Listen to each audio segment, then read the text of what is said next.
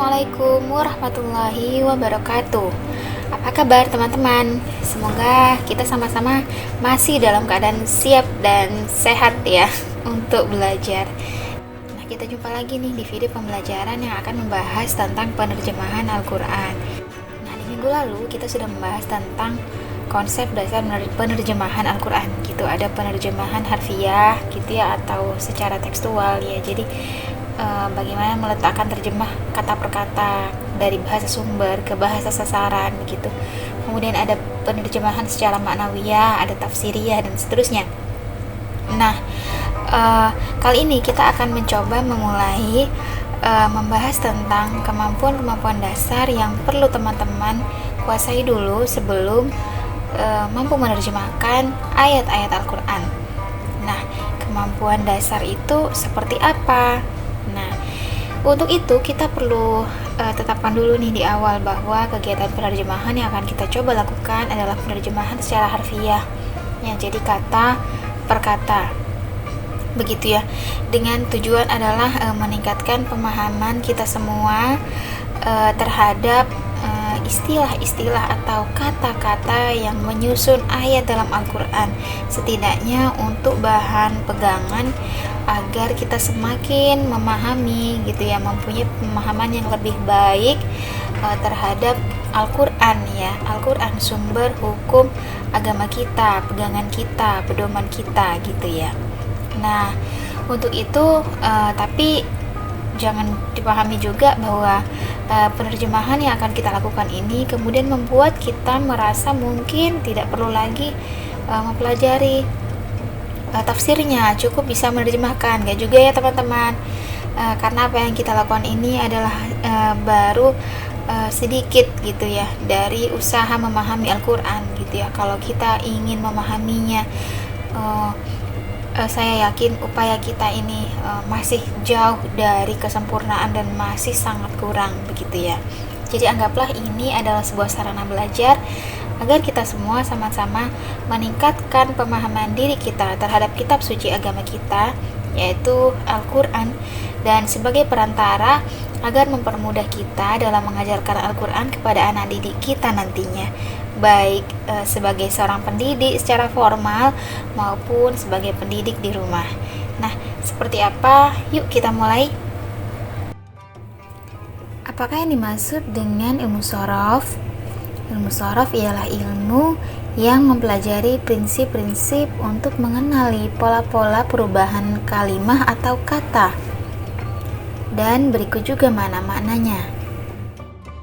Namun secara sederhana, ilmu shorof ialah ilmu yang dengannya kita bisa mengetahui pola-pola kata dalam bahasa Arab, karena setiap kata di dalam bahasa Arab mempunyai pola.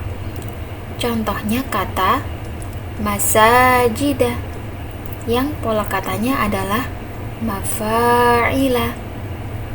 Nah, dengan begitu kita bisa memahami dari satu pola, kita bisa juga mengetahui bagaimana cara membaca kata-kata lainnya yang punya kesamaan bentuk atau kesamaan pola seperti yang semula. Pola kata disebut juga dengan wazan. Melalui ilmu shorof, kita juga bisa mengetahui asal atau bentuk asli atau kata dasar dari kosakata-kosakata. Nah, adapun untuk membaca harokat akhirnya, kita kembalikan pada kaidah nahwu. Jadi, kita mengetahui perubahan kata dan bentuk-bentuk kata dengan ilmu shorof, dan kita dapat mengetahui bagaimana cara membaca harokat akhir katanya dengan ilmu nahwu. Shorof disebut juga secara bahasa adalah perubahan atau perpindahan. Sedangkan secara istilah, ulama shorof sendiri mengatakan, ada yang mengatakan perubahan atau perpindahan kalimat dari bentuk satu ke bentuk lainnya. Itu ada dan ini bentuknya berbeda-beda teman-teman, karena makna yang diinginkan juga berbeda-beda. Adapun pengertian lain shorof atau tasrif ialah perubahan dari fi'il madhi atau bentuk asal yang paling awal, paling dasar ya, kepada bentuk lainnya, yakni fi'il mudhari, masdar, isim fa'il, isim maf'ul, fi'il amar, isim makan, dan sampai isim alat. Nah, tujuan dari perubahan bentuk tersebut adalah untuk memperoleh makna yang berbeda dari perubahan satu bentuk kata kepada bentuk kata yang lainnya. Nah, dalam ilmu sharaf ini disebut juga dengan swigot ya, atau bentuk kata ya, swigot. Oleh karena itu, ilmu yang mempelajari berbagai bentuk perubahan kata ini disebut dengan tasrif atau ilmu sharaf. Nah, tasrif ini dibagi menjadi dua macam. Ada tasrif istilahi dan juga tasrif lugawi. Tasrif istilahi yakni perubahan kata yang didasarkan pada perbedaan bentuk katanya, seperti merubah sebuah kata kerja bentuk fi'il madhi menjadi kata kerja bentuk mudhari, kemudian bentuk perintah, dan seterusnya. Saya berikan contoh, misalnya fa'ala kemudian berubah menjadi yaf'ulu, kemudian berubah lagi menjadi fa'lan, maf'alan, dan seterusnya, sampai ke isim zaman, isim makan, dan isim alat. Nah, sedangkan tasrif lugawi yakni perubahan yang didasarkan pada jumlah dan jenis pelakunya atau siapa dhamirnya. Jadi memperhatikan sisi pelakunya ini mudzakkar atau muannats, kemudian berapa jumlahnya, dia mufrad atau tunggal, ataukah dia tatniyah atau ada dua, atau jamak banyak gitu. Kalau saya beri contoh, misalnya fa'ala, fa'ala, fa'alu, fa'alat, fa'alata, fa'alna, fa'alta, fa'altuma, dan seterusnya. Biasanya untuk mempermudah, teman-teman bisa juga membaca kitab Al-Amthilah At-Tasrifiyah yang di dalamnya memuat berbagai contoh perubahan kata dan wazan-wazannya. Di sana ada tasrif istilahi, juga ada tasrif secara lugawi.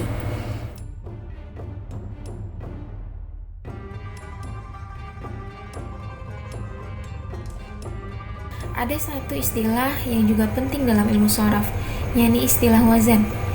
Wazan secara bahasa adalah timbangan. Dalam kamus teman-teman bisa cek waznun, ya, asal katanya dari waznun, yakni timbangan. Namun secara istilah, wazan yang dimaksud dalam ilmu sharaf ini yakni rumus baku atau rumus pola kata, yang setiap kata atau kalimat nantinya akan masuk ke salah satu bentuk dari wazan yang ada tersebut.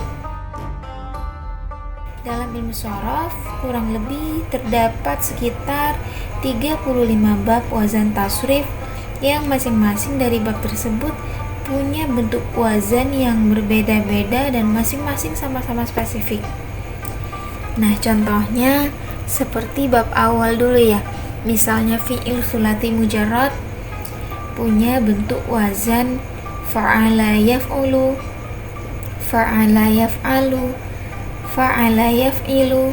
Ada juga wazan fa'ila yaf'alu, fa'ila yaf'ilu, dan fa'ula yaf'ulu.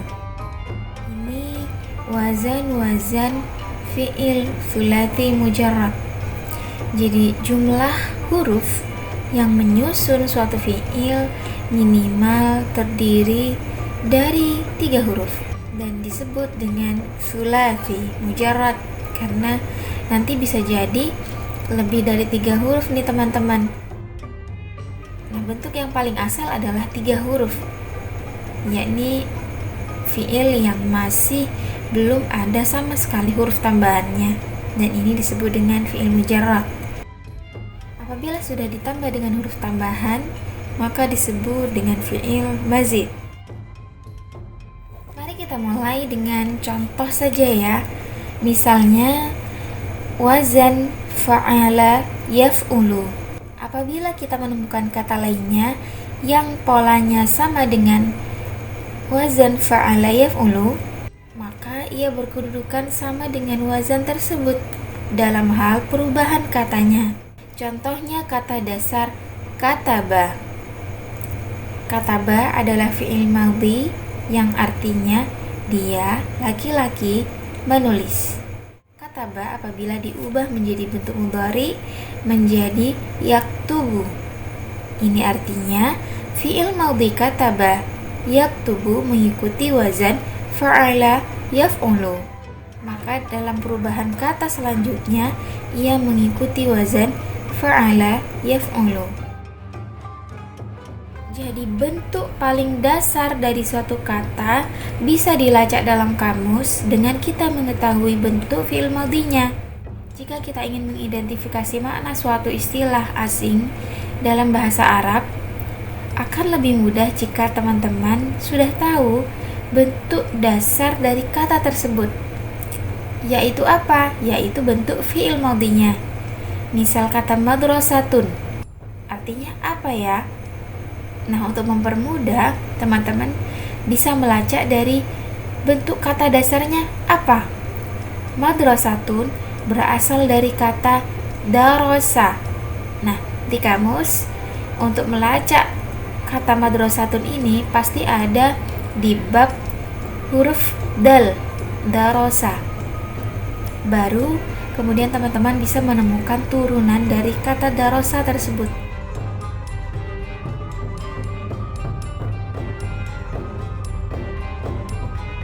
Lebih lengkapnya lagi, teman-teman dapat membaca kitab Al-Amthilah At-Tasrifiyah. Bila perlu, teman-teman juga harus menghafal ya.